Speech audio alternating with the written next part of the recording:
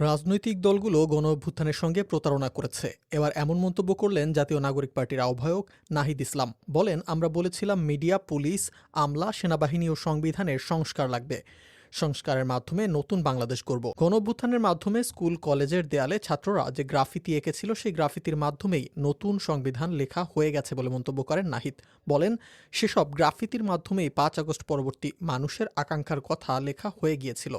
আমরা আগামীর সংবিধান রচনা করব, সেই সংবিধানের মাধ্যমেই আগামীর বাংলাদেশ পরিচালিত হবে। নাহিদ আরও উল্লেখ করেন, দিল্লি না ঢাকা স্লোগান উঠেছিল আবরার ফাহাদ হত্যার প্রতিবাদী মিছিল থেকে। আজকের এই দিনে আমরা আবরার ফাহাদকে গভীর শ্রদ্ধার সাথে স্মরণ করছি, তার রুহের মাগফিরাত কামনা করছি। আবরার ফাহাদ আমাদের যে পথ দেখিয়ে গেছেন, এনসিপি সেই পথেই রাজনীতি করছে। তিনি বাংলাদেশপন্থী পথ, ভারতের আধিপত্যবাদ বিরোধী পথ, আগ্রাসনের বিরোধী পথ আমাদের দেখিয়ে গেছেন। সেই পথেই জাতীয় নাগরিক পার্টি রাজনীতি করছে। সেই পথ ধরেই জুলাই গণঅভ্যুত্থান সংগঠিত হয়েছিল বলে দাবি নাহিদের। এ সময় আবরার ফাহাদ থেকে শুরু করে আবু সাইদ সকল শহীদদেরকে স্মরণ করেছেন নাহিদ।